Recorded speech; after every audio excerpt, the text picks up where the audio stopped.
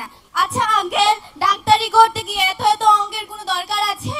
বাংলা ইংরেজি এর পাশাপাশি যে কোনো একটি অথবা দুটি ভাষাকে আবশ্যক করবেন। আমরা কি তা এত এত পড়াশোনার মধ্যে চালিয়ে যেতে পারবো? এত এত পড়ার চাপের মধ্যে আমরা সময়টা কিভাবে পাবো? আসসালামু আলাইকুম, আমার নাম সাথীমণি। আমি আসিয়াবাড়ি আদর্শ বিদ্যালয়ের নবম শ্রেণীর বিজ্ঞান বিভাগের একজন শিক্ষার্থী। আঙ্কেল, আপনাকে একটা প্রশ্ন করতে পারি? নিশ্চয়ই। আমি একজন ডাক্তার হতে চাই, ডক্টর জুবাইদার মতো একজন বড় হার্টের ডাক্তার। সায়েন্স পড়তে আমাদের হায়ার ম্যাথের অনেক কঠিন কঠিন অঙ্কগুলো করতে হয়। অঙ্ক করতে আমার একদমই ভালো লাগে না। আচ্ছা আঙ্কেল, ডাক্তারি করতে গিয়ে এত এত অঙ্কের কোনো দরকার আছে? আমাদের সিলেবাসগুলো কি একটু ভাবনা চিন্তা করে দেওয়া যায় না? কখনো সৃজনশীল শিক্ষা।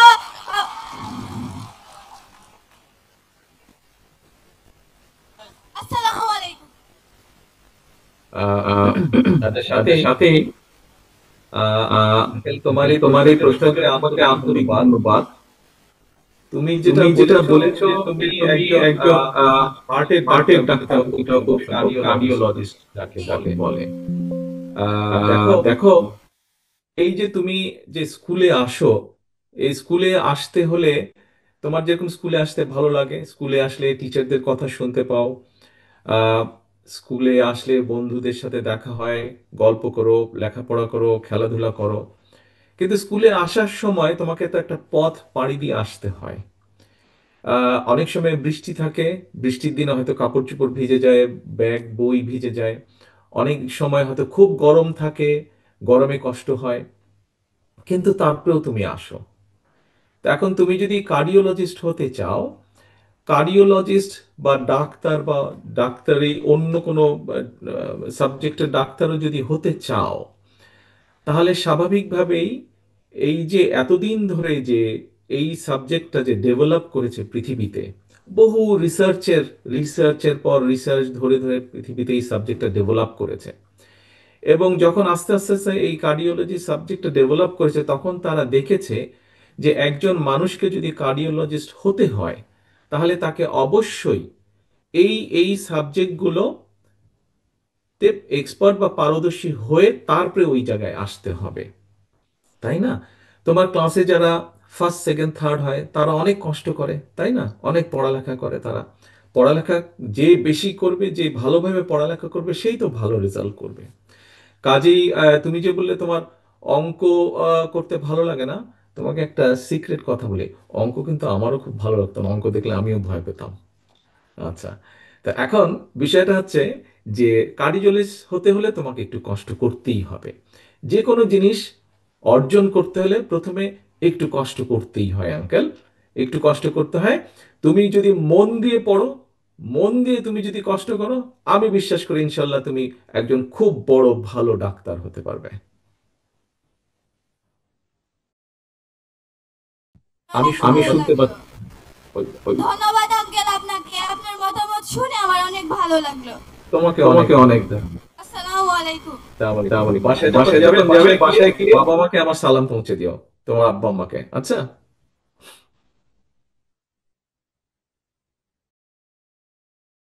এবং ধন্যবাদ ভাইয়া, তার সুন্দর বক্তব্য রেখেছেন। এবার প্রশ্ন নিয়ে আসবে সাবরিনা ইলহাম। ইলহাম।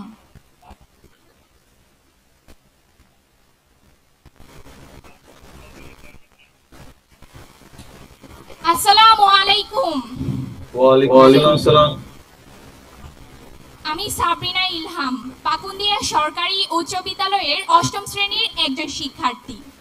আমি কি আপনার কাছে একটি প্রশ্ন রাখতে পারি? নিশ্চয়ই স্যার, বলো আঙ্কেল। আপনাকে প্রায়ই বলতে শুনি, প্রাথমিক শিক্ষার ভিত্তি শক্ত না হলে উচ্চ শিক্ষা কখনোই মানসম্মত হতে পারে না। আমাদের গ্রামের বিদ্যালয়গুলো তো তেমন ভালো না, ভালো মেয়েদের জন্য ভালো টয়লেট নেই, আমাদের পানি কম খেতে হয়।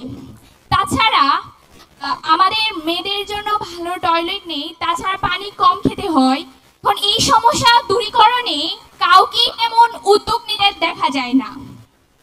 এই সমস্যা দূরীকরণে আপনার কি কোনো পরিকল্পনা আছে সবিনয়ে জানতে চাই। আচ্ছা আচ্ছা, সাবিনা, তোমাকে অনেক অনেক ধন্যবাদ তোমার প্রশ্নের জন্য। আমাদের এটা সত্য, এটা সঠিক যে আনফর্চুনেটলি আমাদের দেশের প্রাইমারি স্কুলগুলো বা ইভেন সেকেন্ডারি স্কুলগুলো, বিশেষ করে যেগুলো গ্রাম অঞ্চলে অবস্থিত, অনেক স্কুলগুলোই এর আগে যখন বিএনপি সরকার পরিচালনার দায়িত্বে ছিল, আমরা চেষ্টা করেছিলাম অনেকগুলো স্কুল তৈরি করতে। আমরা অনেকগুলো স্কুল তৈরিও করেছিলাম, প্রাইমারি স্কুল এবং সেকেন্ডারি স্কুল, নতুন বিল্ডিং, যাতে ছাত্রছাত্রীদের সুবিধা হয়, শিক্ষক শিক্ষিকাদের যাতে সুবিধা হয়। এখন এখানে একটি বিষয় আছে। বিষয়টা হচ্ছে, দেখো, আহ, তোমার নিজের যেই ঘরটি আছে, তুমি তো তোমার ঘরটিকে গুছিয়ে রাখো, তাই না?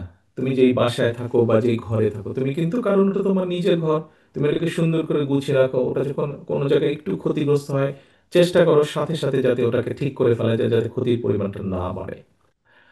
আমি মনে করি আমাদের প্রথমত হচ্ছে, তুমি যেই সমস্যাটার কথা বললে, এই যে স্কুলগুলো যেগুলো আছে, এগুলোকে যতটুকু কম খরচে সম্ভব আমাদেরকে এগুলোকে ঠিক করতে হবে প্রথমত, যাতে তোমরা ঠিকভাবে বসতে পারো, তোমরা অন্তত বসে যাতে ক্লাস করতে পারো, যাতে শিক্ষক টিচাররা যাতে ভালো করে ক্লাস নিতে পারে।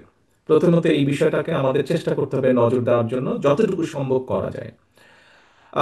যেভাবেই হোক, বিগত 15-16 বছর, আহ, তুমি জানো, এই দেশ থেকে বহু অর্থ সম্পদ পাচার হয়ে গিয়েছে। ফলে সার্বিকভাবে দেশ একটা অর্থনৈতিকভাবে একটা ক্ষতিগ্রস্ত অবস্থায় আছে।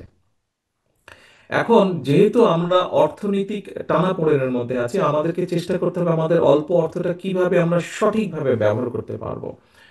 আমি মনে করি যে মোটামুটি রিপেয়ার করার মাধ্যমে যদি আমরা শুরু করতে পারি, তাহলে সবচেয়ে প্রথমে, এটার পাশাপাশি সবচেয়ে প্রথমে আমাদেরকে যেটা জোর দিতে হবে সেটা হচ্ছে যে আমাদের যারা প্রাইমারি, বিশেষ করে প্রাইমারি স্কুলের শিক্ষক শিক্ষিকা যারা আছেন, এই শিক্ষক শিক্ষিকাদেরকে আমাদের দুটো বিষয় নজর দিতে হবে তাদের প্রতি। এক, ওনাদেরকে আমাদের ট্রেনিং দিতে হবে, ভালো করে ভালো করে আমাদের ট্রেনিং দিতে হবে, যাতে করে ওনারা, শিক্ষার্থী যারা আছে, তাদেরকে ভালোভাবে ওনারা শিক্ষাতে পড়াতে পারেন। এটা গেল প্রথম বিষয়। আমরা এরই ভিতরে বলেছি যে আমাদের বাজেটের একটা বড় অংশ, অন্তত 4 থেকে 5% মিনিমাম আমরা অংশ, এখন বোধহয় 1.2% আছে টোটাল বাজেটের, এটাকে বাড়িয়ে আমরা শিক্ষাতে এটা ডাইভার্ট করতে চাই, বড় বাজেট।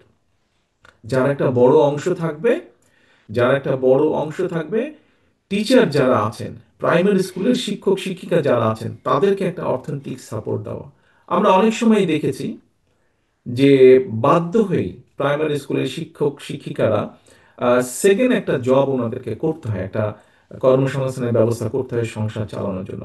আমরা চাই না ওনারা এটা করুক, আমরা চেষ্টা করছি, আমরা চেষ্টা করবো ইনশাল্লাহ, যাতে ওনারা ওনাদের ফুল কনসেন্ট্রেশন, ওনাদের পুরো মনোযোগ যাতে ওনারা শিক্ষার্থীদের পিছনে দিতে পারেন।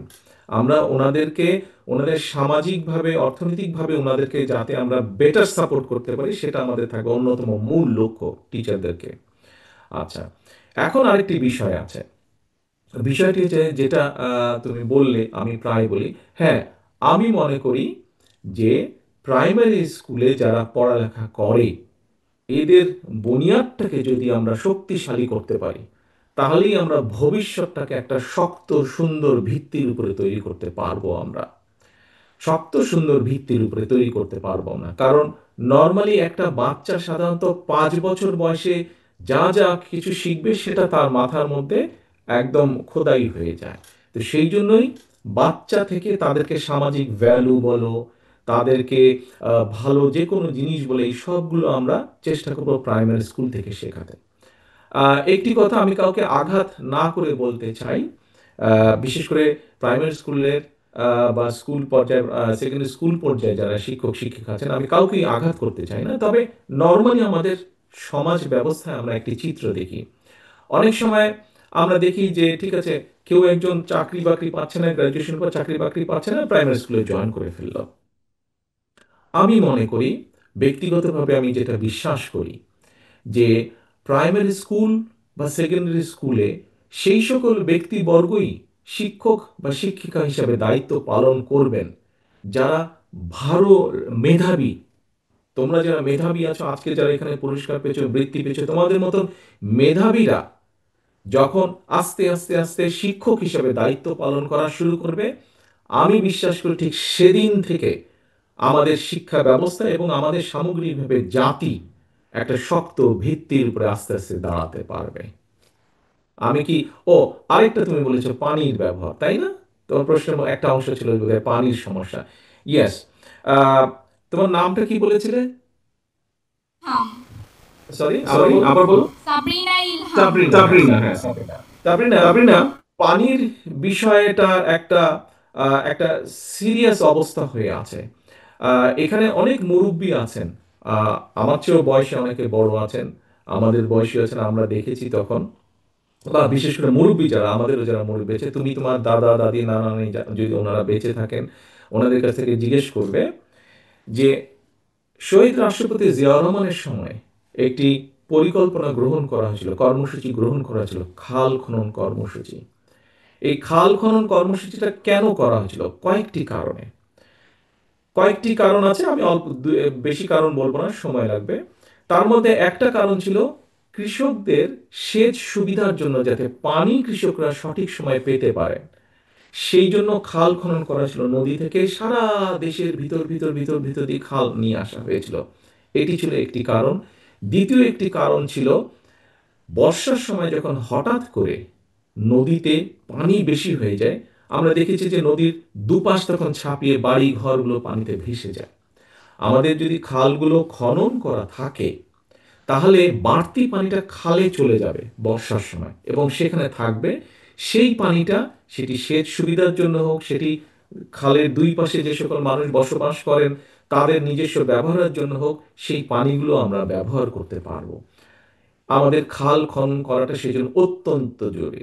আরেকটি কারণে আমাদের খাল খননটা জরুরি, এই যে তুমি বলে পানির ব্যবহার, তোমার কি ধারণা আছে সাধারণত একজন মানুষের সারা দিনে খাওয়া দাওয়া গোসল টোসল সবকিছু মিলিয়ে পানি খাওয়া থেকে শুরু করে কত লিটার পানি লাগে? তোমার ধারণা আছে? অন এন এভারেজ 100 লিটার পানি লাগে। 100 লিটার পানি একজন মানুষের মোটামুটি প্রতিদিন স্বাভাবিকভাবে কম বেশি যদি ব্যবহার করে, অনেকে বেশিও ব্যবহার করে, সেটা অন্য বিষয়। তুমি খেয়াল করে দেখবে, নিশ্চয়ই তোমাদের ধারণা আছে, এখানে অনেকেরই নিশ্চয়ই ধারণা আছে, বাংলাদেশে এই যে তুমি পানি বললে পানি ঠিকভাবে পাও না তোমরা স্কুলগুলোতে। শুধু স্কুলগুলোতে নয়, আমরা যদি দেখি যে কোনো ওয়াটার বডি থেকে, অর্থাৎ সেটি খাল হোক, নদী হোক, পুকুর হোক, দিঘি হোক, যে সকল মানুষ এই ওয়াটার বডি থেকে দূরে থাকে, তাদের দেখবে একটি সমস্যা হয়, বিভিন্ন রকম স্কিন ডিজিজ হয়, তাদের চর্ম সংক্রান্ত অসুখ হয়। কেন? কারণ ঠিকভাবে তারা গোসল, হাত মুখ ধোয়া এইগুলো তাদের পক্ষে করা সম্ভব হয় না। কাজে আমরা যদি, তুমি যে স্কুলে পানি পাচ্ছ না, কৃষকদের পানির সুবিধা, বন্যার বিষয়টা, তারপরে এই যে আমি বললাম সমস্যা আরেকটি, যারা দূরে থাকে তারাও পানি পাচ্ছে না, আমাদের যদি এই সবগুলো বিষয় চিন্তা করতে হয়। আরেকটি বিষয় হচ্ছে খুব গুরুত্বপূর্ণ, সেটা হচ্ছে নদীতে পানি যেহেতু কমে গিয়েছে বিভিন্ন কারণে, খালগুলো ভরাট হয়ে গিয়েছে, পানি কমে গিয়েছে খালগুলোতে, বা নাই, একদম শুকনো ড্রাই হয়ে গেছে খালগুলো। তার ফলে যেটা হচ্ছে, আমরা ডিপ টিউবওয়েল ব্যবহার করছি দেশের বিভিন্ন জায়গায়। তুমি নিশ্চয়ই দেখেছো, তোমার এলাকাতে বহু ডিপ টিউবওয়েল। এই ডিপ টিউবওয়েল থেকে, গভীর থেকে পানি উঠানোর ফলে হচ্ছে কি, আমাদের আন্ডারগ্রাউন্ড ওয়াটার লেভেল অনেক নিচে নেমে যাচ্ছে, যেটা একটা ডেঞ্জারাস বিষয় হচ্ছে আমাদের জন্য। এবং এইভাবে যদি পানি কমতে থাকে, হয়তো দেখা যাবে 20-30 বছর পরে পানি নিয়ে রীতিমতো যুদ্ধ হচ্ছে দেশের মধ্যে, মানুষের যুদ্ধ হচ্ছে। কাজে আমরা এই সার্বিক বিষয় যদি চিন্তা করি, আমরা যেটি ঠিক করেছি, আমাদের দলের মধ্যে যেটি আমরা আলোচনা করে সিদ্ধান্ত নিয়েছি, এই সমস্যাগুলোর যদি কম বেশি আমাদেরকে সমাধান করতে হয়, আমাদেরকে সেই 1979 সালে শহীদ রাষ্ট্রপতি জিয়াউর রহমান যে খাল খনন কর্মসূচি শুরু করেছিলেন, আমাদেরকে আবার খাল খনন কর্মসূচি শুরু করতে হবে। আমাদের খালগুলোতে পানি নিয়ে কেটে পানি নিয়ে আসতে হবে, আমাদের নদীগুলোতে পানি নিয়ে আসতে হবে। আর এখানে আরেকটি উদাহরণ দিই, তাহলে তোমার জন্য বুঝতে আরেকটু সুবিধা হবে, এখানে সবার জন্য আরেকটি উদাহরণ দিই, সবার জন্য বুঝতে সুবিধা হবে। পানিটা নিয়ে আমি একটু বেশি কথা বলছি, তোমার প্রশ্নের উত্তরটা অনেক লম্বা হয়ে যাচ্ছে। কথাটা বলার কারণ হচ্ছে, উত্তরটা লম্বা করার কারণ হচ্ছে, এটা আমাদের প্রত্যেকটি বাংলাদেশের 20 কোটি মানুষ থাকলে প্রত্যেকটি মানুষের জন্য এই পানিটা অসম্ভব অসম্ভব অসম্ভব জরুরি একটি বিষয়। পানির অপর নাম জীবন। নিশ্চয়ই তুমি বইয়ের পাতায় পড়েছো, এটা লেখা আছে, পানির অপর নাম জীবন। তো এখন আহ, আমাদেরকে, তোমাকে একটা উদাহরণ দেই। গত বছর খানেক আগে তোমার নিশ্চয়ই মনে আছে, আমাদের নোয়াখালী অঞ্চলে, নোয়াখালী, লক্ষ্মীপুর, ফেনী, বিরাট অঞ্চলটা নিয়ে একটা হঠাৎ করে একটা বন্যা হয়েছিল, মনে আছে? বন্যা হয়েছিল। হ্যাঁ। আচ্ছা, আচ্ছা, ওই পাশটা আনমিউট করতে হবে, সাবরিনার কথা আমি শুনতে পাচ্ছি না। হ্যাঁ, সাবরিনা কি বলছো? মনে আছে তোমার জি কথাটা? মনে আছে। আচ্ছা, আচ্ছা, এখন এখন এখন সবাই সবাইকে আমি বলি যে সবাই শোনেন। এই যে নোয়াখালী, লক্ষ্মীপুর, ফেনী এই এলাকায় বন্যা হয়েছিল, মনে করেন একটা পুকুর, যেই পুকুরটার মধ্যেখানে দাঁড়িয়ে যেদিকেই আমরা যাব 50 মাইল, আমরা একদম পুকুরটার মধ্যেখানে যদি দাঁড়াই এবং যে কোনো দিকে যদি যাই 50 মাইল, তাহলে চিন্তা করেন তো পুকুরটা কি বিরাট। এবং ওই পুকুরটার গভীরতা যদি, এভারেজ গভীরতা যদি 7 ফিট হয়, তাহলে কি পরিমাণ পানি ওখানে জমা হবে বুঝতে পারছো? চিন্তা করে দেখো তো, একটা পুকুর 50 স্কোয়ার মাইল তার, এবং গভীরতা, এভারেজ গভীরতা 7 ফিট, তাহলে কত পানি। কিন্তু আমরা কি দেখলাম, 2 সপ্তাহের মতন পানিটা ওখানে ছিল, তারপরে পানিটা চলে গেল, সমুদ্রে মিশে গেল, পানিটা চলে গেল। তার মানে এই পানিটা যেমন যখন আসলো, মানুষ ক্ষতিগ্রস্ত হলো, ঘর বাড়ি নষ্ট হলো, মানুষের জীবন নষ্ট হলো, ফসল নষ্ট হলো, গবাদি পশু নষ্ট হলো। আবার কি হলো, পানিটা চলে গেল, আমরা পানিটাকে কোনো কাজে লাগাতে পারলাম না, ব্যবহার করতে পারলাম না, না মানুষের জন্য, না কৃষির জন্য, না গবাদি পশু কিছুর জন্য ব্যবহার করতে পারলাম না। সেজন্যই আমরা যদি খালগুলোকে খনন করি, আমরা যদি নদীগুলোকে খনন করতে পারি, তাহলে এই পানিটাকে আমরা আমাদের নিজের দৈনন্দিন ব্যবহার বলো, আমাদের কৃষিকাজ বলো, আমাদের গবাদি পশু বলো, সব কিছুর জন্য আমরা ব্যবহার করতে পারবো। আরেকটি বিষয় হবে, পানিগুলো আস্তে আস্তে আন্ডারগ্রাউন্ড ওয়াটার যে নেমে গেছে, এই আন্ডারগ্রাউন্ড ওয়াটারটা আবার রিচার্জ হবে। তার ফলে যেটা হবে যে আমাদের একটা সমস্যা আছে, ওই যে নিচে থেকে কেমিক্যাল উঠে আসে, আহ, এটা ভুলে গেলাম, কি বলে এটাকে, আম, তুমি বলতে পারবে? Arsenic. Arsenic. Very good, very very. আর্সেনিকের যে সমস্যা, আমরা বৃষ্টির পানি বা ন্যাচারাল পানি দিয়ে যত আস্তে আস্তে মাটির ভিতরে আমরা পাঠাতে পারবো, পানিটা রিচার্জ করতে পারবো, আর্সেনিকের সমস্যাটা আমাদের কমে আসবে। তার মানে পানির সমস্যাটা তুমি যে স্কুলে শুধু পাচ্ছ না, কম পাচ্ছ, ঠিকভাবে ব্যবহার করতে শুধু তোমার একা না, চিন্তা করো পানিটা কত ভাবে আমাদের প্রয়োজন। সাবিনা, তোমার উত্তর পেয়েছো? অসংখ্য ধন্যবাদ আপনাকে। অনেক অনেক। আপনার উত্তর আমার খুবই ভালো লেগেছে এবং আপনার উদ্যোগটাও খুবই সুন্দর ছিল। অসংখ্য ধন্যবাদ। আমাদেরকে খাল খাল খনন করতে হবে, আমাদেরকে নদী খনন করতেই হবে, আমাদেরকে সবার জন্য এটা করতে হবে। ওয়ালাইকুম। ধন্যবাদ সাবিনা। অসংখ্য ধন্যবাদ ভাইয়া। এ পর্যায়ে প্রশ্ন রাখবে আমিনুল ইসলাম নকিব এবং পরবর্তীতে প্রস্তুত থাকবেন সিদরাতুল মুনতাহা। এখন প্রশ্ন রাখবে আমিনুল ইসলাম নকিব। নকিব, তুমি তোমার প্রশ্নটা করো। আমিনুল ইসলাম নকিব।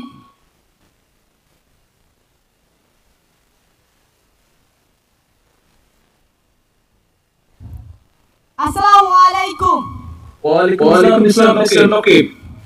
ভালো আছো? ভালো আছো? জি ভালো আছি। আচ্ছা, আপনি কেমন আছেন? আলহামদুলিল্লাহ, আমি ভালো আছি। আমি হামিমুল ইসলাম নকিব, পাখুন্দিয়া উপজেলার হুসিন্দি উচ্চ বিদ্যালয়ের 9ম শ্রেণীর বিজ্ঞান বিভাগের একজন ছাত্র। আঙ্কেল, আমি আপনাকে একটি প্রশ্ন করতে চাই।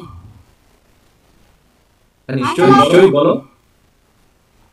আপনার মুখে আপনি বলেছেন, এরকম আমি অনেকবার কথা শুনেছি যে বাংলা ইংরেজি এর পাশাপাশি আরবি আরবি আরবি জাপান জার্মান, জা-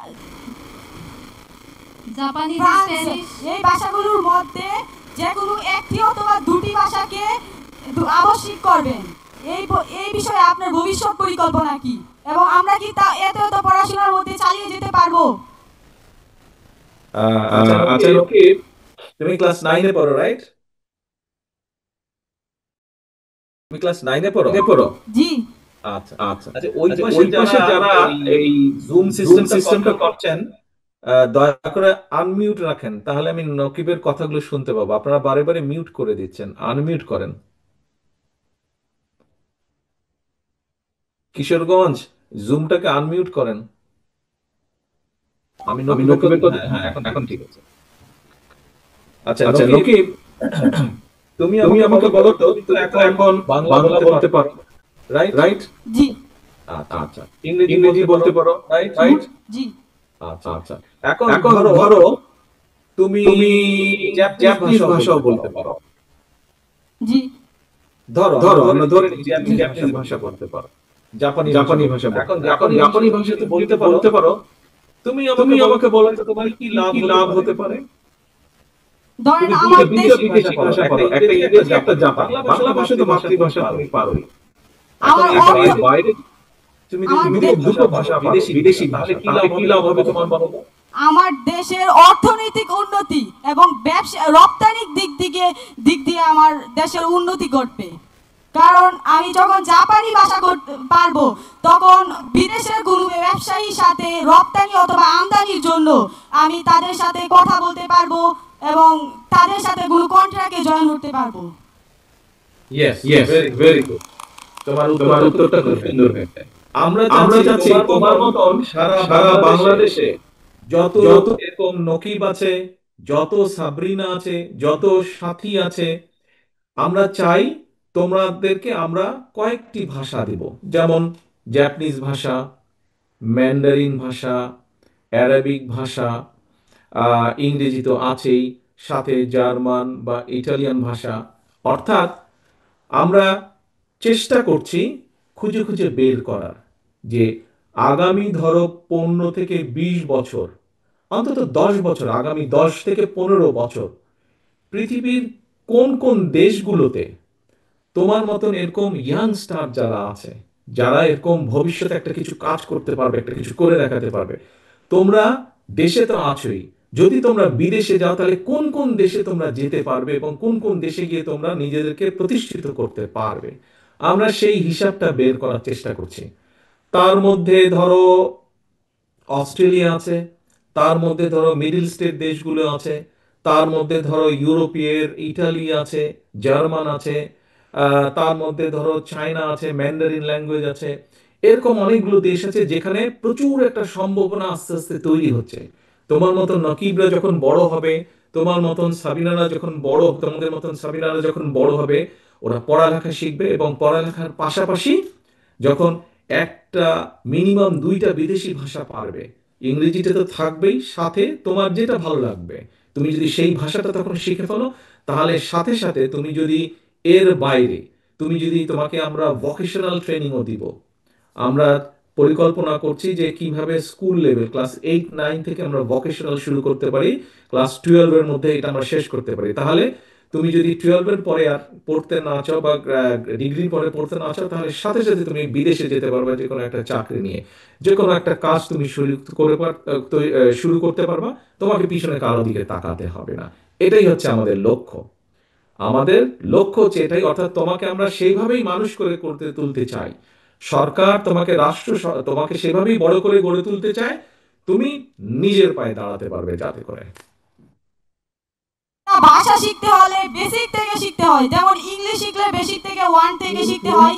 কিন্তু তো আমরা এত পড়ার মধ্যে কোন ভাষাটা শিখবো, অনেক সাবজেক্ট হয়ে যায়, অনেক কঠিন হয়ে যায়, তাহলে আমরা কেমনে করবো? ওই যে একটু আগে বললাম, এটা প্রশ্ন ছিল, সাথী আমাকে মনে হয় প্রশ্ন করেছিল যে তোমার পাশেই তো বসে আছে বোধহয় সাথী, না? হ্যাঁ, প্রশ্ন করেছিল যে কিভাবে ডাক্তার। এখন তোমাকে যখন একটা বড় কিছু তুমি যখন অ্যাচিভ করতে চাও, অর্জন করতে চাও, তাহলে একটু তো কষ্ট করতেই হবে। ভয় পেলে তো চলবে না, একটু তো কষ্ট করতেই হবে। তুমি এখন বাংলা পড়ছো, ভূগোল পড়ছো, হাদিস পড়ছো, অন্যান্য সাবজেক্ট যেরকম পড়ছো, ঠিক একইভাবে ওই অন্য বিদেশি ভাষাটাও তুমি পড়বে। আজকে যদি তুমি একটু কষ্ট করো, আগামীকাল ইনশাল্লাহ তুমি ওটা সুফল পাবে। আপনার মতামতটি আমার অত্যন্ত ভালো লেগেছে। ধন্যবাদ। আসসালামু আলাইকুম। তুমি কোন খেলা, ফুটবল খেলো না কি খেলো? আমি সাধারণত খেলা করি না, তা ফুটবলকে ভালোবাসি বেশি। আচ্ছা, ফুটবল খেলো, মাঠে খেলো। জি তো যখন খেলো কষ্ট হয় না, জানো দৌড়াতে, কিন্তু আপনি যখন গোলটা দিয়ে ফেলো তখন ভালো লাগে না? যখন গোল দিয়ে ফেলো তখন ভালো লাগে, যদি গোল দিয়ে ফেলো অথবা আপনার টিমরা যদি গোল দিয়ে ফেলে তখন ভালো লাগে না? অন্যরকম একটা আনন্দ লাগে।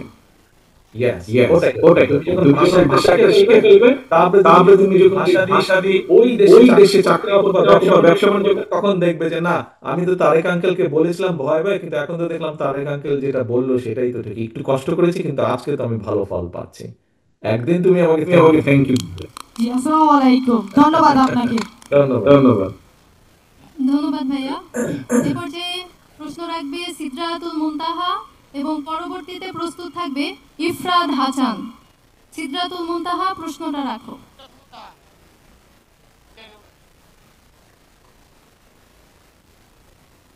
আসসালামু আলাইকুম। ওয়ালাইকুম ওয়ালাইকুম আসসালাম। আসসালাম। আমার নাম সিদরাতুল মুনতাহা। আমি আসিয়াবাড়ি আদর্শ বিদ্যালয়ের ৮ম শ্রেণীর একজন ছাত্রী। আপনাকে একটি প্রশ্ন করতে চাই। নিশ্চয়ই। নিশ্চয়ই। ভালো আছো? ভালো আছো? আলহামদুলিল্লাহ, আপনি ভালো আছেন? আলহামদুলিল্লাহ। আলহামদুলিল্লাহ। আঙ্কেল, আপনি তো জানেন আমাদের বাংলাদেশে অনেক গ্রামাঞ্চলের বেশিরভাগ মানুষই অসচ্ছল। তাদের পরিবারে অসংখ্য মেধাবী ছাত্রছাত্রী রয়েছে। তারা তাদের সন্তানের উচ্চশিক্ষার খরচ বহন করতে পারছে না কিছু বাস্তবিক সমস্যার কারণে। এখন ওরা ওই মেধাবী ছাত্রগুলো তো অকালে ঝরে পড়ছে। ওদের অকালে ঝরে পড়া রোধে আপনার কি কোনো পরিকল্পনা রয়েছে? থ্যাংক ইউ মুনতাহা, তোমার প্রশ্নের জন্য। আহ, দেখো মুনতাহা, আহ, তুমি যদি তোমার আব্বু আম্মুকে জিজ্ঞেস করো, ওনারা তোমাকে বলতে পারবেন যে 91 সালে, 91 সালে যখন আমাদের দল বিএনপি রাষ্ট্র পরিচালনার দায়িত্ব পায়, তখন কিন্তু আমরা প্রাথমিক শিক্ষা আইন, যেটা প্রাথমিক শিক্ষা আইন, এটা আমরা প্রণয়ন করেছিলাম এবং এটা ছিল বাধ্যতামূলক। হ্যাঁ, এটা ছিল বাধ্যতামূলক। তো এখন বাধ্যতামূলক থাকার ফলে যেটা হয়েছিল যে আমরা ব্যবস্থাটা ওইভাবে করেছিলাম, বিশেষ করে মেয়েদের জন্য, যে 10ম শ্রেণী পর্যন্ত মেয়েদের পড়ালেখাটা ফ্রি ছিল। 10ম শ্রেণী পর্যন্ত মেয়েদের পড়ালেখাটা ফ্রি ছিল। পরবর্তীতে এটা ইন্টারমিডিয়েট পর্যন্ত করা হয়েছে। এটা গেল 1 নম্বর। এর বাইরে 1993 সালে আমরা শিক্ষা খাদ্যের বিনিময়ে শিক্ষা কর্মসূচি আমরা চালু করেছিলাম। তারপরে শিক্ষা উপবৃত্তি চালু করা হয়েছিল। এটা শহরে এবং গ্রামে শিক্ষা উপবৃত্তি চালু করা হয়েছিল, এবং এই কাজগুলো করার ফলে এটা তো একটা রিসার্চ হয়। একটা জিনিস তুমি যখন কাজ শুরু করবে, কয়দিন পরে তুমি যখন স্কুলে 3 মাস বা 6 মাস পড়ালেখার পরে একটা পরীক্ষা হয় না, ওই পরীক্ষায় দেখা যায় যে তুমি কতটুকু ভালো করলে, কোনটাতে ভালো হলো, কোনটাতে আরো ভালো করতে হবে, এরকম দেখা যায়। তো এই পরিকল্পনাগুলো বা এই প্রকল্পগুলো নেওয়ার পরে আমরা যেটা খেয়াল করলাম রিসার্চে, সেটা দেখা গেল যে তোমার মতন মেয়েরা, এরা অনেক বেশি স্কুলগুলোতে আসা ধরলো। তারপরে ড্রপ আউট, আমাদের দেশে তুমি যেটা, তোমার যেটা মেইন কনসার্ন, যে যারা মেধাবী বা যারা পড়ালেখা করতে চায় কিন্তু অর্থনৈতিক কারণে করতে পারছে না, এরা ড্রপ আউট হয়ে যায়। একটা একটা লেভেল, একটা ক্লাসে গেলে পরে অনেক সময় কন্টিনিউ করতে পারেন। এইটার পরিমাণও কমে গেল, এটার পরিমাণও কমে গেল। এই যে আমরা যখন এই পরিকল্পনাগুলো যখন বিএনপি সরকার নিয়েছিল, তার আগে একটা ডাটা ছিল যে স্কুলে ছেলেরা বেশি যেত, মেয়েরা কম যেত। কিন্তু যখন খালেদা জিয়া এই পরিকল্পনাগুলো গ্রহণ করলেন, তারপর থেকে দেখা গেল যে ছেলে মেয়ে দুজনের স্কুলে যাওয়া সমান সমান হয়ে গেছে, সমান সমান হয়ে গেছে। কাজেই আমাদেরকে এই ধরনের কর্মসূচি আমরা আরো সামনে নিব। আমরা যেভাবে পরিকল্পনা গ্রহণ করছি, এই ধরনের কর্মসূচিগুলো আমরা নিব, যাতে তুমি বা তোমার মতন যারা মেধাবী, আজকে এখানে যারা বৃত্তি পেয়েছে, কম বেশি তোমরা যারা মেধাবী আছো, এই মেধাবী স্টুডেন্টগুলো যাতে ঝরে না যায়। এবং সেই জন্য একটু আগে আমি নকিবকে যে বলেছিলাম ল্যাঙ্গুয়েজ এর কথা, ও যে আমাকে, ও ভয় পাচ্ছে যে আরেকটা ল্যাঙ্গুয়েজ কি করে শিখবে। আমরা শুধু তোমাদেরকে ল্যাঙ্গুয়েজই শেখাতে চাই না। তুমি এই যে বললে যে কিভাবে উচ্চশিক্ষা, উচ্চশিক্ষা যার যার সেই মেধা আছে সে এগিয়ে যাবে, কিন্তু বাকি অন্য যারা যতটুকু যেতে পারবে পারবে, কিন্তু বাকি সবার জন্য আমরা যেরকম ল্যাঙ্গুয়েজ শিখাবো, আমরা ভোকেশনাল ট্রেনিং দিব তাদেরকে, আমরা তাদেরকে স্পোর্টসে ভালো করার চেষ্টা করব, আমরা তাদেরকে যে যেই স্পোর্টসে ভালো সেইভাবে আমরা চেষ্টা করব। আমরা চেষ্টা করব তাদেরকে আর্ট বা কালচারে ভালো করার জন্য। কেউ হয়তো কোরআন আয়াত ভালো করে, কেউ হয়তো হাদিসে ভালো, কেউ হয়তো আর্ট সুন্দর ড্রয়িং করতে পারে, কেউ হয়তো গান ভালো গাইতে পারে। কাজে যার যেটা কোয়ালিটি আমরা চেষ্টা করব ওইভাবে বাচ্চাটাকে সামনের দিকে যাতে এগিয়ে যেতে পারে সেই ব্যবস্থা আমরা গ্রহণ করব। আমরা চেষ্টা করছি পুরো পরিকল্পনা, আমি জানি না তুমি পুরো বিষয়টা বুঝতে পেরেছো কিনা। এখানে অনেক সিনিয়র মানুষজন আছেন, এলাকাবাসী আছেন এখানে, হয়তো অনেকেই বুঝতে পেরেছেন। আমরা পুরো শিক্ষা ব্যবস্থাটাকে ওভাবে সাজানোর চেষ্টা করছি। তুমি কি আমার আমার প্রশ্ন বুঝতে পেরেছো মুনতাহা? জি, বুঝতে পেরেছি। আরেকটি প্রশ্ন ছিল। আরেকটি জি বলো। আঙ্কেল, আপনি আমাদেরকে যে কথাগুলো বললেন, আমাদেরকে আশা দিলেন, এগুলো কি শুধুই কথার কথা, যেমন অন্যান্য রাজনৈতিক নেতারা বলে থাকেন? আপনি কি সত্যি আমাদের দিকটা ভেবে দেখবেন? আচ্ছা আচ্ছা, দেখো, আমি কিন্তু তোমাকে তোমার প্রথম যে প্রশ্নটা ছিল ওই প্রশ্নের উত্তরে কিন্তু আমি বলেছি যে এর আগে এই যে আমি বললাম শিক্ষা উপবৃত্তি, তারপরে ধরো এই যে মেয়েদের শিক্ষা ব্যবস্থা ফ্রি ক্লাস 10 পর্যন্ত, তারপরে 12 পর্যন্ত, এই কাজগুলো তো আমরা করেছি। তারপরে এই যে বাধ্যতামূলক প্রাথমিক শিক্ষা আইন যেটা, এই কাজগুলো তো আমরা করেছি আগে, তাই না? বিএনপি যখন এর আগে রাষ্ট্র দায়িত্ব ছিল, তুমি হয়তো তখন হওনি, কিন্তু তোমার আব্বু আম্মু তখন ছিলেন। তুমি আব্বু আম্মুকে জিজ্ঞেস করলে জানতে পারবে, তোমার টিচারদেরকে জিজ্ঞেস করলে তুমি জানতে পারবে যে বিএনপি যখন আগে দেশ পরিচালনার দায়িত্বে ছিল তখন বিএনপি এই কাজগুলো করেছে। এটা গেল 1 নম্বর। কাজে আমরা করেছি কাজ, আমাদের রেকর্ড আছে বিএনপির অতীতে যে এই কাজগুলো করেছে শিক্ষার জন্য। সেই জন্যই মেয়েদের এনরোলমেন্ট বেড়েছে, মেয়েরা এগিয়ে গিয়েছে, ছেলেরাও যেমন এগিয়েছে মেয়েরাও সাথে সাথে এগিয়েছে। এই গেল একটা। আর দ্বিতীয় বিষয় হচ্ছে সামনে একটা নির্বাচন আছে, তুমি তোমার আব্বু আম্মুকে বলবে যে আঙ্কেলের সাথে আমার কথা হয়েছে, আঙ্কেল বলেছে, আঙ্কেল যে আঙ্কেলরা সরকার দায়িত্ব পেলে আঙ্কেল তারেক আঙ্কেলরা এইভাবে এইভাবে আমাদের শিক্ষার ব্যবস্থা করবে। তারপরে তোমার আব্বু আম্মুকে তুমি চেষ্টা করবে, তোমার চাচা চাচি সবাইকে তুমি চেষ্টা করবে কনভিন্স করার জন্য যাতে ধানের শীষে ভোট দেয়। আর যদি আমরা না করি তাহলে পরের বার তুমি আর আমাদেরকে ভোট দিও না, হয়ে গেল। একবার ট্রাই করো। অসংখ্য ধন্যবাদ।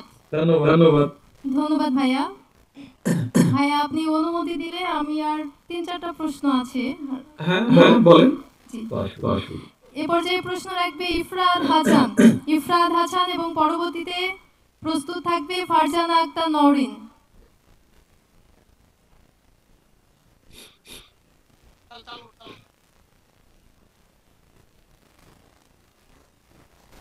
আসসালামু আলাইকুম।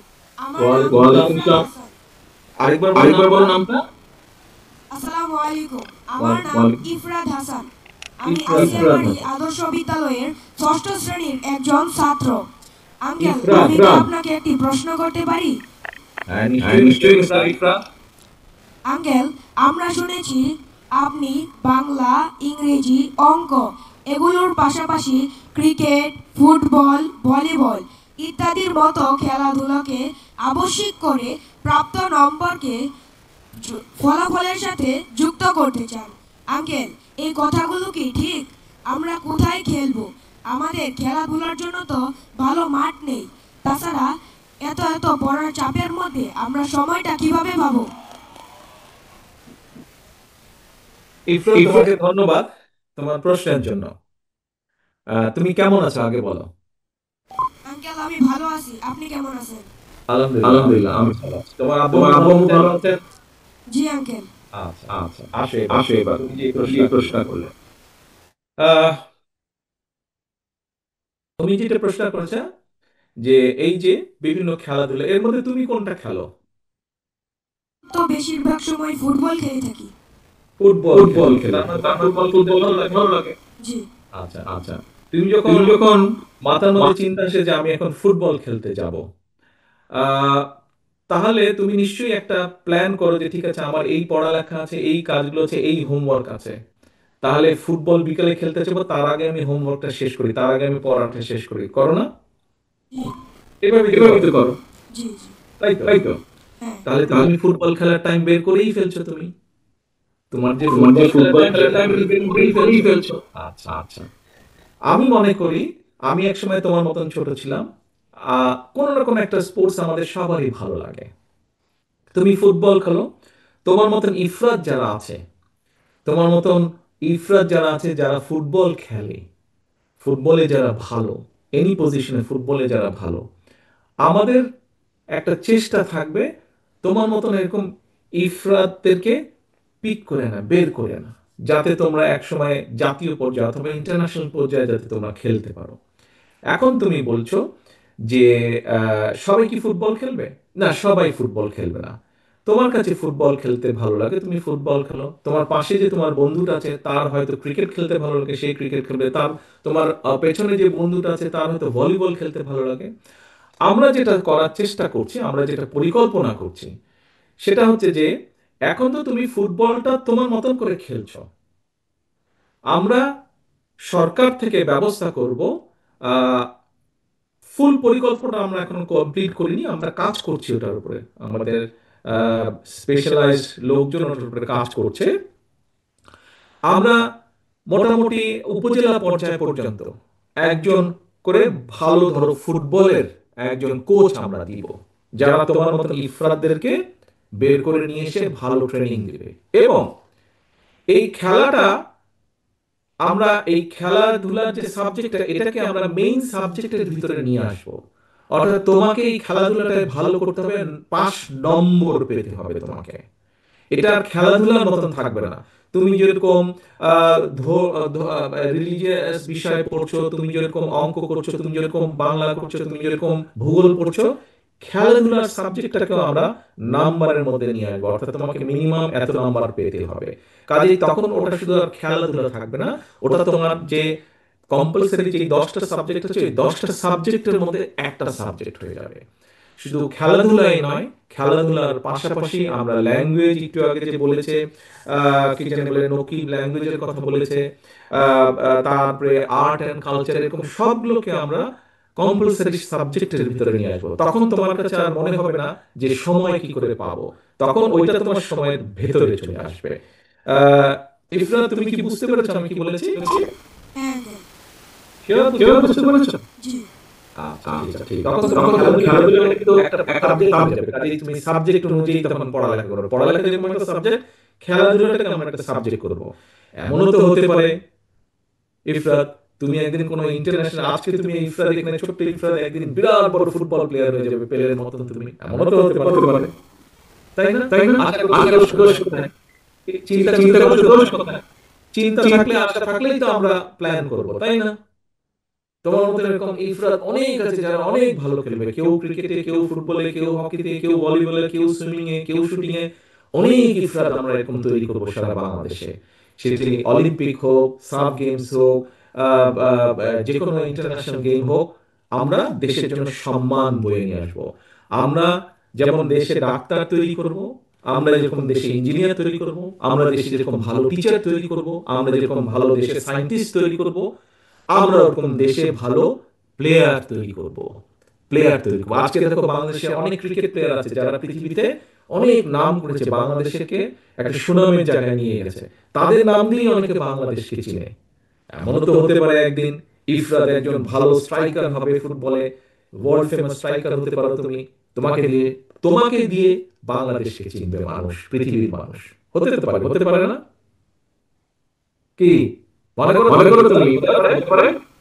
জি, আমি মনে করি এটা অবশ্যই হতে পারে। অবশ্যই হতে পারে। এবার এইখানে ইফরাত যারা সহপাঠীরা আছে, যারা স্কুলের সহপাঠীরা আছে, সহ যারা আছেন, আপনারা কি সবাই আত্মবিশ্বাসী যে ইফরাত এর মতন আরো ইফরাত যারা আছে, কেউ না কেউ একজন আন্তর্জাতিক পর্যায়ে খেলতে পারে, এরকম আমরা কি এরকম খেলোয়াড় তৈরি করতে পারবো? এই আত্মবিশ্বাস আছে আমাদের? কি ভাইরা, হাত তুলেন না যদি আত্মবিশ্বাস থাকে। দেশকে সামনে নিতে হবে তো। ইয়েস, এই দেখো ইফরাত, কতজন তোমার সাথে আছে, কতজন তোমার পিছনে আছে। কাজেই পড়ালেখায় যেমন ভালো হতে হবে, খেলাধুলাতে আমাদেরকে ভালো হতে হবে। ধন্যবাদ। আপনাকে অসংখ্য ধন্যবাদ। তোমাকে অসংখ্য ধন্যবাদ। এবার সর্বশেষ প্রশ্ন করবে ফারজানা আক্তার নওরিন।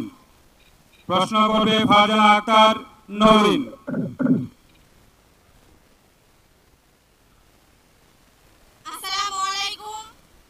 ওয়ালাইকুম আসসালাম। আমি ফারজানা দি মর্নিং স্টার স্কুলের 7ম শ্রেণীর একজন শিক্ষার্থী। আমি আপনার কাছে একটি প্রশ্ন রাখতে চাই। নিশ্চয়ই ফারজানা। সাবেক প্রধানমন্ত্রী বেগম খালেদা জিয়া প্রাথমিক শিক্ষাকে বাধ্যতামূলক ও অবৈতনিক করেছিলেন, কিন্তু বর্তমানে প্রাথমিক বিদ্যালয়গুলো বলা চলে ছাত্রছাত্রী শূন্য। প্রাথমিক বিদ্যালয়ের শিক্ষার মান খুবই নিম্ন হওয়ায় অনেক অসচ্ছল ফ্যামিলি তাদের সন্তানদের প্রাইভেট স্কুলে পড়াতে বাধ্য হন। আঙ্কেল, প্রাথমিক বিদ্যালয়ে শিক্ষার মান উন্নত করতে আর ছাত্রছাত্রীদের সরকারি প্রাথমিক বিদ্যালয় মুখী করতে রাষ্ট্র কি আগামীতে কোনো ব্যবস্থা নেবে? ধন্যবাদ। তুমি ছোট্ট হলেও তোমার প্রশ্নটা কিন্তু খুব ইম্পর্টেন্ট প্রশ্ন, খুব গুরুত্বপূর্ণ প্রশ্ন। আমি জানি না তুমি এই ছোট্ট অবস্থায় কেমন করে এত বড় চিন্তা করলে। তোমাকে সেই জন্য আন্তরিকভাবে ধন্যবাদ। এত বড় একটা সুন্দর ইম্পর্টেন্ট জিনিস তুমি চিন্তা করেছো। আমার মনে হয় এর আগে আমি যেই প্রশ্নগুলো পেয়েছি এবং যেই উত্তরগুলো দিয়েছি তার মধ্যে কম বেশি তোমার এই প্রশ্নের উত্তরটা রয়ে গিয়েছে। তারপরে আমি আবার বলছি। হ্যাঁ ফারজানা, আহ, আমি সবসময় বলি, আমি সবসময় মনে করি যে আমাদেরকে যদি দেশটাকে সুন্দরভাবে গড়ে তুলতে হয়, তাহলে আমাদেরকে সবচেয়ে বেশি জোর দিতে হবে প্রাথমিক শিক্ষার উপরে, প্রাথমিক স্কুলগুলোর উপরে, প্রাথমিক স্কুলের শিক্ষক শিক্ষিকাদের উপরে এবং প্রাথমিক শিক্ষার্থীদের উপরে। তাদেরকে শুধু আমরা সরেও সরে ABCD আলিফ বেতে শুধু এগুলা শিখালেই হবে না। আমাদেরকে তাদেরকে শিখাতে হবে সামাজিক মূল্যবোধ, শিখাতে হবে ভালো মন্দ শিখাতে হবে, অর্থাৎ মূল ভিত্তিটা আমাদেরকে তৈরি করতে হবে এখানে। এবং সেই জন্যই আমরা পরিকল্পনা গ্রহণ করেছি যে আমরা চেষ্টা করব ইনশাল্লাহ প্রতি বছর দেশে একটা বাজেট তৈরি হয়। তুমি কি এটা জানো? বাজেট শব্দটার সাথে তুমি শুনেছো বাজেট শব্দটা?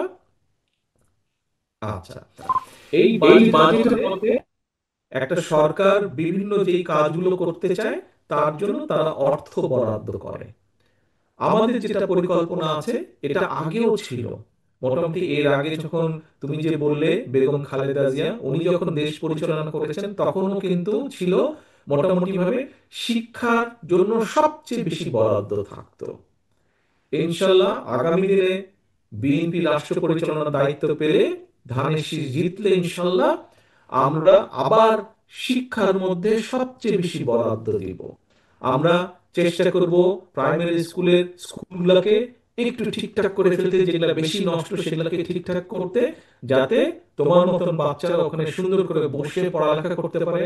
তোমার যারা টিচার থাকবেন ওনারা যাতে পড়ালেখা করাতে পারেন এবং একই সাথে আমরা শিক্ষক শিক্ষিকা যারা থাকবেন তাদেরকে একটা সামাজিক এবং অর্থনৈতিকভাবে তাদেরকে সাপোর্ট দিতে পারি, যাতে তাদেরকে অন্য আরেকটা কাজের কথা চিন্তা করতে না হয়। তারা যাতে পুরো মনোযোগটা দিয়ে তোমাদেরকে পড়ালেখা করাতে পারেন।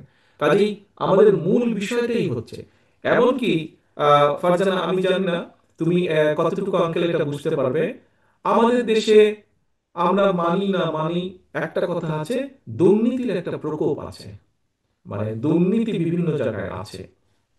আমি ব্যক্তিগতভাবে বিশ্বাস করি হ্যাঁ, রাষ্ট্রের দুর্নীতি দমন করার জন্য হয়তো সংস্থা আছে, কিন্তু আমি মনে করি প্রাথমিক শিক্ষার মাধ্যমে যেই বাচ্চাগুলো বড় হবে আগামী দিন, আর যারা ছোট আছে আগামীকাল, তুমি যেমন ছোট আছে ইনশাল্লাহ আগামীতে তুমি বড় হবে, তোমরা যদি দুর্নীতির বিরুদ্ধে প্রতিরোধ গড়ে তুলতে পারো তাহলেই আমরা ইনশাল্লাহ বাংলাদেশকে দুর্নীতি মুক্ত করতে পারবো। কাজেই এই যে দুর্নীতিকে ঘৃণা করা, দুর্নীতির বিরুদ্ধে প্রতিবাদ গড়ে তোলা, এই শিক্ষাটা আমাদেরকে প্রাথমিক প্রাথমিক লেভেলের যে শিক্ষা ব্যবস্থা সেইখানে আমাদেরকে ইন্ট্রোডিউস করতে হবে। এবং প্রাইমারি টিচারদের মাধ্যমে তোমার মতন যারা স্টুডেন্ট আছে তাদের ভিতরে আমাদেরকে একটা ইনগ্রেভ করে দিতে হবে যে হ্যাঁ, দুর্নীতি খারাপ জিনিস। কাজেই আজ তুমি ছোট আছো কিন্তু কাল তুমি বড় হবে, কাল তুমি এই সমাজে একটা অবদান রাখবে এবং সেখানে তখন তুমি দুর্নীতির বিরুদ্ধে স্ট্যান্ড নিতে পারবে। কাজে এই যে সামাজিক মূল্যবোধ, এই মূল্যবোধকে যদি আমাদের প্রতিষ্ঠিত করতে হয়, প্রাইমারি স্কুল হচ্ছে সবচেয়ে ইম্পর্টেন্ট জায়গা। কিভাবে মুরব্বীদের সাথে কথা বলতে হবে, কিভাবে মুরব্বীদেরকে দেখভাল করতে হবে, তাদের যত্ন নিতে হবে, কিভাবে প্রকৃতির যত্ন নিতে হবে, কিভাবে নিজেকে পড়ালেখা করতে হবে, কিভাবে আমাদের নিজেদেরকে ঠিক রাখতে হবে, এই সব বিষয়গুলো কিন্তু প্রাথমিক প্রাইমারি স্কুল থেকে হতে হবে। প্রাইমারি লেভেল থেকে এইগুলা আমাদেরকে শিখতে হবে, শিখাতে হবে। আসসালামু আলাইকুম। তুমি পেয়েছো প্রশ্নটা? আসসালামু আলাইকুম। আসসালামু আলাইকুম। তুমি প্রশ্নের উত্তর পেয়েছো? জি।